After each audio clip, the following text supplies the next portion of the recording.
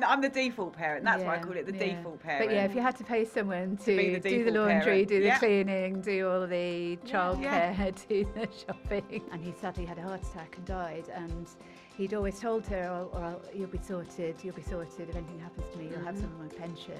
She was literally messaging me going, I don't know what to do, I can't access any money, and she was having to use his fingerprint from on his phone just to figure out what was in place.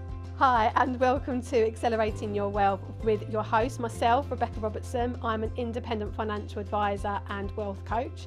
I'm the director of Evolution Financial Planning, who is also our sponsor for today's show. Don't forget to like, subscribe, share and review this episode. With your help, we'll reach more people who can benefit from the show. Quick one before we get back to it. If these conversations are landing for you, we've made something to help you go deeper. It's a short quiz.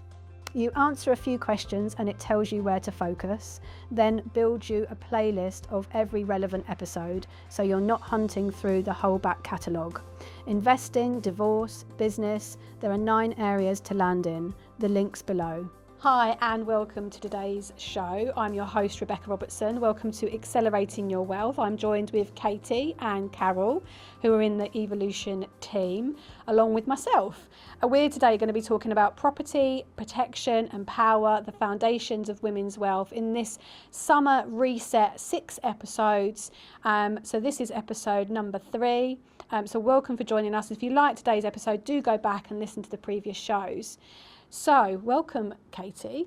Hi. Would you like to tell people your job title? I am Katie. I'm Rebecca's client manager and I'm an independent financial... No, I'm not. You are. I'm an independent protection advisor. Yeah. You're used to saying that so much. I'm so used to saying it, yeah.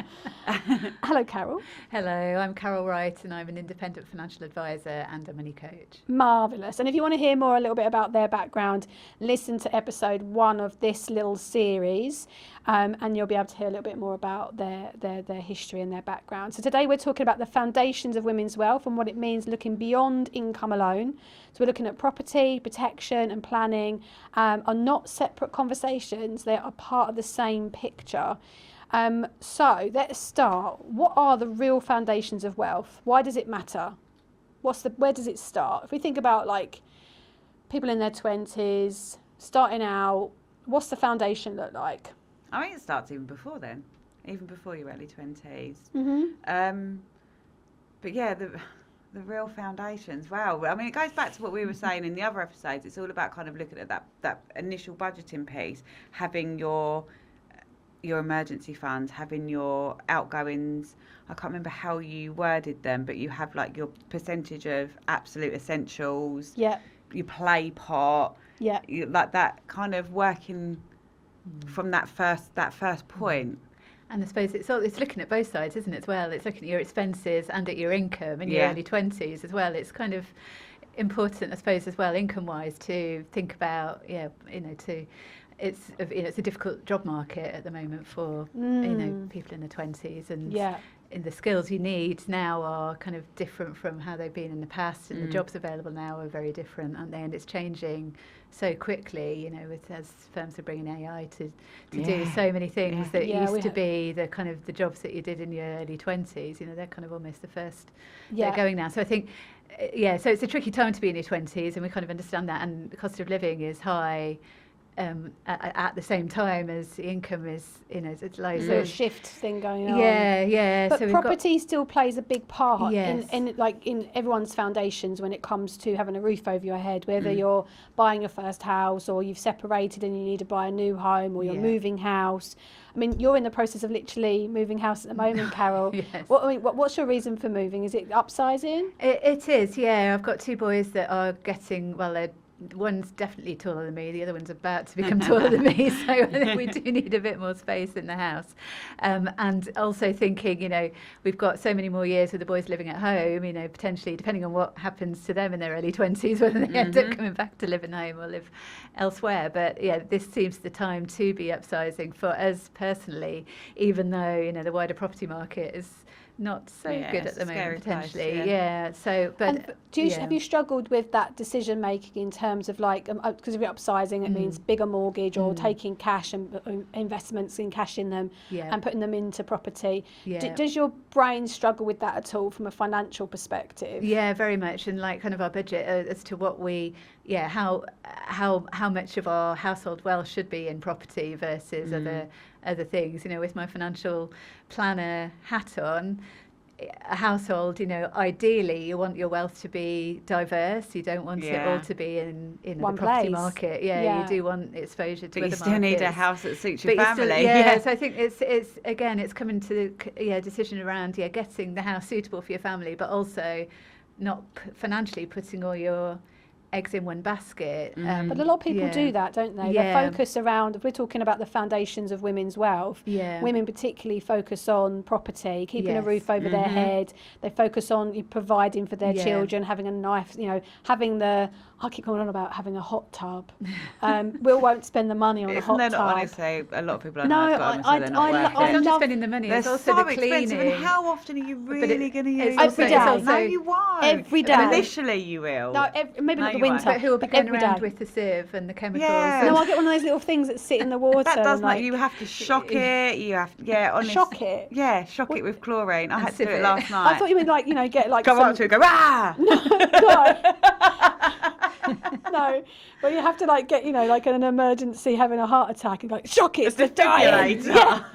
It's like, do I have to No, just you put it- have to test all the chemical levels. You need algae remover. Well, we've compromised and we're going to get another one which will sit in the garden, get mouldy and then chuck it away.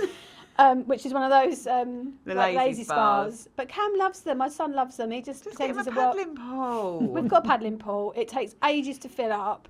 I don't like sitting in cold water. I want something that's semi-warm, even on a hot day. I'll use it more. Put a hot tap on it. But we have these different standards and desires and lifestyles, right? And so to me, having a lazy spa or jacuzzi, like to you guys, you're like, no, it's too just expensive. get in the cold pool, Like it's interesting how we make these different money decisions based on like what's important to us. Like what I spend on horses in my yard, Katie would have a fit and be like, I'd never spend that much. No, but what you spend on plants, like I just wouldn't do it. Yeah. And so, each their own, exactly. no judgment. Yeah, exactly. I think kind of looping it back around to property again, I think it is, which is the purpose of today's podcast, after all. Back on Not Katie having back on topic. I think it is important, though, to think about, how much, I think women and myself, we want a house for the family. We want to, have a base. Instinct. I think it's very, very important to have that. However, I think we've got to be careful that it isn't the sole source of our wealth. I was speaking to a lady last week who has one property, is letting out a second, was thinking of remortgaging to buy a third, had no pension, no other savings. So all of her wealth is in the property market. And with I think, mortgages attached as well, with debt attached to that. Yeah, exactly. And, as I know, trying to sell a house, the house prices are not in a good place at the moment. Interest rates are going up Interest as well. rates are going up. Property prices over the last 20 years have gone up by 200%. Wow. So 25 years ago to today. And again, I think I quoted in the first episode of JP Morgan questionnaire, they also asked people about house prices and how many of you think that house prices will go up the same in the next 25 years as they did in the last 25 years. 60% of, I think it was women respondents, said they thought the house prices would at least match what they did in the last 25 years. Go up and get another 200%. I don't think they realised it was 200%, because if you think about the price of houses now, going up another 200%, that would make it, I think they referred to 12 times average salary. That seems completely ridiculous and unreasonable. So I think people have an overly positive view of where the housing market's going to go. Because it's visual, right? You can see it. There's something there. And your parents' generation, exactly that was an amazing You buy source your house, of wealth. you pay your mortgage off. You bought a house in the 70s, 80s, 90s, It's always worth now. even. It's visual. They know it. They can see it. They can just go on Rightmove and have a look, right? Whereas, the other stuff that's behind closed doors, it doesn't really get talked talked about the pensions and the investments. But again, you don't get a physical item. You can see your house. You can see what you're investing into. But being very cold and logical, there's no, the hostage fortune here. There's really no way that house prices are going to go up by that much in the next 25 years. That'd be crazy. At the moment, house prices are becoming unaffordable for so many people, and why the housing market's softening. And from a letting perspective, the letting rights now, there's massive letting rights, and the tax that's now coming through, and let alone what else is going to come on that department. It starts to become, unless you're going to have a large portfolio through a limited company, it seems to be becoming, and I can't quote this for everybody, but for majority of the figures that we're running, it is starting to look quite unobtainable. But I think that physical element of it becomes a priority, having that bigger house. So like for me, my kids I've got 2 children as well, but we've got an 8-year gap. So I've got an 18-year-old and a nearly 10-year-old, and so the way that we're thinking is by the time Cameron needs a bigger bedroom, Emily would have moved out. So that's the hope, because by the time he's like 14, 15, we've given her a time limit.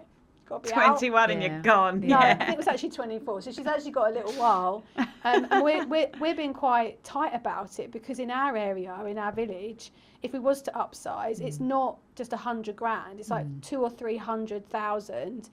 And we just look at that, and we're in our 40s. Will's coming up to his 50s, and I'm just trying to avoid it all costs. Increasing your mortgage by a massive amount at a time in your life where you want to start reducing your mortgage. And I don't want to take money out of our investments.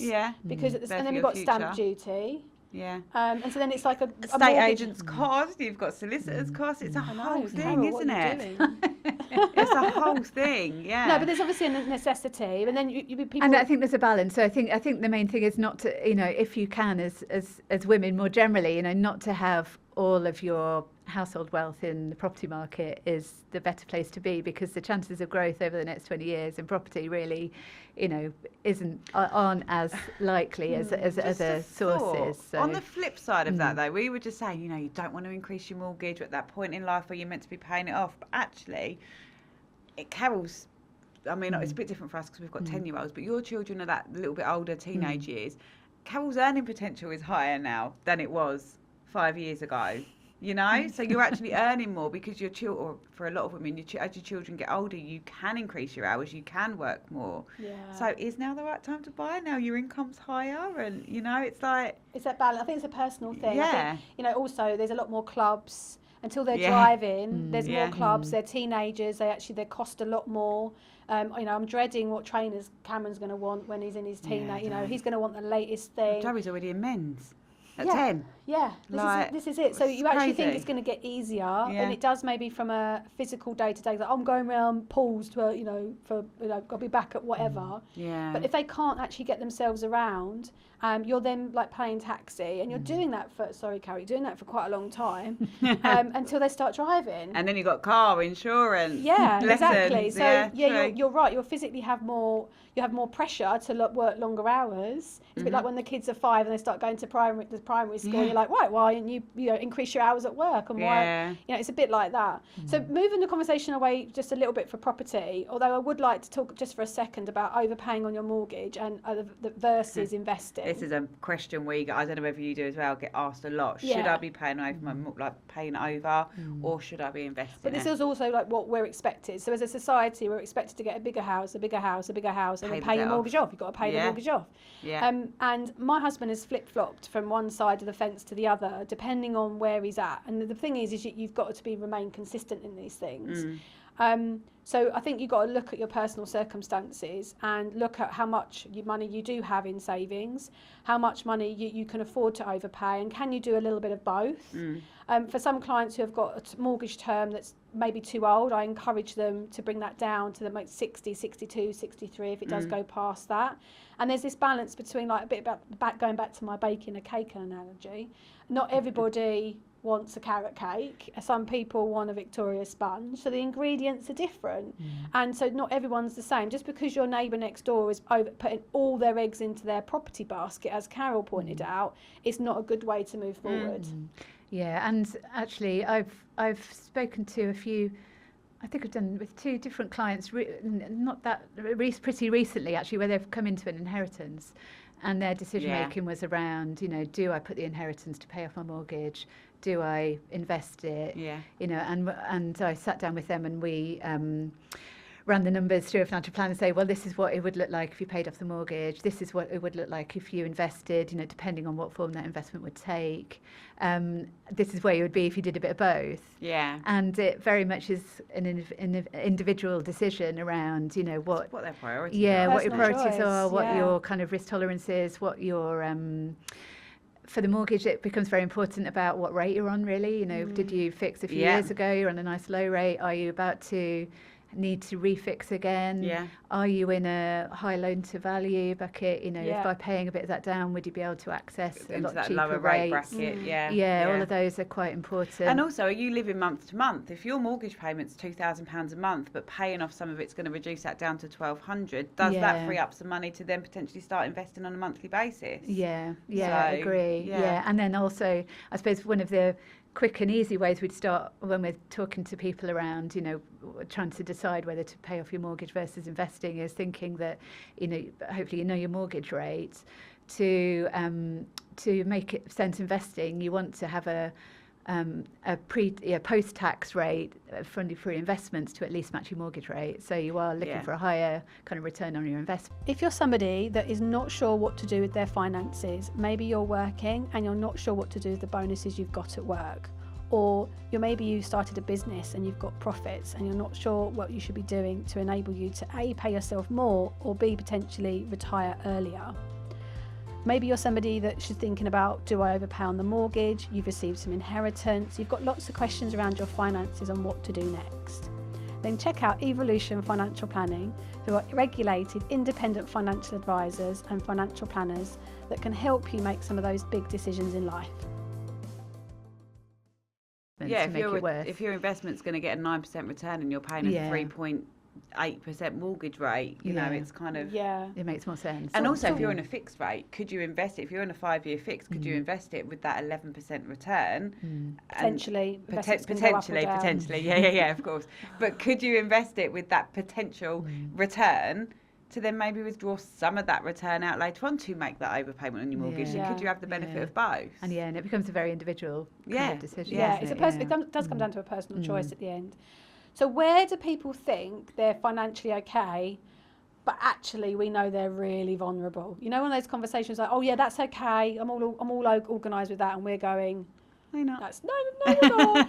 How do I tell them this? It's all in my husband's name. Yeah. Get that out. Oh, my husband's got a good pension. I've inherited some money, and my husband wants to put it all, I'll clear the mortgage, and I'm not on the deeds. Yeah, okay, alarm bells. Yeah.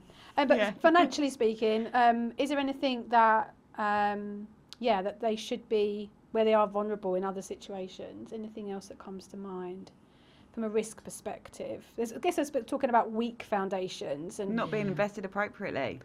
And then diversely. And then when we're speaking to clients for the first time, we are kind of looking at all aspects of their finances. So we are, looking at if they have savings and investments, but also if they have protection if anything was to happen to them, and if the partner, for example, again, not all women, but some women are in relationships where the partner is a breadwinner. Earning a lot of the money, and as you're saying, potentially has savings in his sole name. The joint account potentially just has the housekeeping each month in. And you don't have access to the woman sometimes doesn't have access to savings or funds in her own right. I met a lady sadly last year who was in a long-term relationship with someone, but they weren't married, and he sadly had a heart attack and died. And he'd always told her, you'll be sorted, if anything happens to me, you'll have some of my pension. When the worst thing happened, they couldn't see any evidence that he'd added her to his pension. They were living in rented accommodation. That was coming out of his salary. His salary had stopped. She was now scrabbling around to see if she could actually kind of keep paying the rent. So I think you have to be very careful around to make sure you are protected in the event of the kind of the worst thing happening, whether that's through a will or through protection. But also, the plus side of that, you mentioned about the man being the main breadwinner, and this is something I come across a lot. You know what I'm going to say because I've spoken about it in the past. just because you bring the income in, she is as equal as you are. Like, if anything happens to her, who's going to look after the kids? Who's going to make sure their school lunchboxes are packed? Yeah. You may need to actually change your hours at work. You may need to pay for childcare. Like, Yes. the woman needs the protection as No, well. and I forget statistically. Have you got any numbers on I this? haven't got the statistics. There's a number yeah. like flying around, and it changes every year. And with inflation, it's gone even higher, and with the cost of living, it's gone even higher. Because I don't like how much are cleaners these days. I mean, I know, God. right? But I mean, the figures have been like between 40,000 up to now like 70,000. If that's how much. I don't want to say. I don't like you saying a housewife. I hate the word housewife. Yeah. It makes me cringe. I always refer to it as I'm the main parent. Like, I'm the default parent. That's why I call it the default parent. But yeah, if you had to pay someone to be the do the default laundry, parent. do the Yeah. cleaning, do all the childcare, do the shopping. Yeah, I mean, who would open my son's crisps if I wasn't around? You know? Oh, it It's was so like- funny the other day. What was it? So I had to go and turn the horses out. So I said to my husband, can you do Cameron's packed lunch, getting ready for school? Came back, he's had his breakfast, sitting on his bed, watching telly. He literally had 5 minutes before I had to take him to school. Yeah. Packed lunch, lovely, all done perfectly. Literally like all named, labelled, all like in a dead straight line, all perfectly all done. He's not even dressed. He's not even ready. And he went, you didn't tell me I had to get him dressed. Household manager, that's the other thing. Yeah, with these honestly, it is roles. though. It is. If I don't do it, it doesn't get done. He'll do it if I ask him. Yeah. So I'm still Yeah, having but to manage it anyway. Yeah, but I asked him, and I still had to give him a paint by numbers. I love my husband. He's very, very good, very But intelligent then man. they're not the mum of the house, right? So I think it's doing that, but also actually didn't even say it is making sure that you have joint sources of finance. The joint account, has got, and you have joint Yeah. savings, Yeah. and you have savings in both of your names. Or at as least know well. the PIN number to his bank account, right? Yeah. Well, technically speaking, from a banking regulation It's true. Once he's perspective, gone, that's not good. Yeah. But no, I mean, we had a client who unfortunately had a stroke, and Mm-hmm. she was literally messaging me going, I don't know what to do, I can't access any Oh, money. that's And she was terrible, having to use his fingerprint from on his phone just to figure out what was in place and what they had. Yeah, Because she didn't even know what money he had. And so unless it was in their joint account or in her name, we couldn't take any of the money out of his investments. We couldn't No. touch anything that was in his name. Yeah. And luckily enough, we had their general investment pot was in a joint It was name. in a joint name, yeah. And it wasn't all in his name. If we'd have put that in his We name, would have been, we'd have been she'd been in a right pickle. We'd having to take a lot of money out of their ISA investments, Yeah. which is not ideal, but obviously it's there. Needs must. That's what it's there for, wasn't it? So But in we've this talked about case- property. We've talked about protection and making sure you've got the right kind of protection in place, which we could do like another 2 hours just on protection, right? But it's not just having life cover. It's looking at your other insurances, income protection, critical illness, and looking at that as a whole piece around what would happen if. But when it comes to the emotional cost of not feeling secure, even when someone earns well, what does that look like, Carol? So the emotional cost of someone not feeling secure with their finances. Yeah, I mean, again, I think we said this in an earlier episode that often we have women come into us that have just had this niggling kind of, item on their to-do list for years, really, to try and sort out their finances. And I think it can just be something, playing on your mind, really, for a long, long time. And as women, we have various things playing on our minds like all the time. But, to be able to, when you do address that, I think then often sometimes you feel, oh, wow, I was carrying that for a long time. The kind of the relief of having things more sorted out, having a clear plan can actually lift a big weight from your shoulders and really kind of the amount of feedback we get from clients, which is obviously the testimonials we receive, is how, I feel so much better now this has been done. Yeah. And it's almost like a limiting belief that stops them from doing it because they feel like it's going to be bigger than it is. And once they've sat down and done it, it's not as big as they thought it was going to be. And it's given them that, that weight lifted feeling. Yeah, I think for some people it's a bit like going to the dentist, isn't it? Yeah, you kind of, you have feels this worse. fear and fear of what's going to happen, but actually generally, normally, Yeah, and they're worried about as being bad. judged, you know. Yeah, I think yeah. that's why one of the people that like working with us is that they don't feel judged. They feel like they can have a really honest conversation. It's friendly, it's approachable, because we make that process that much easier.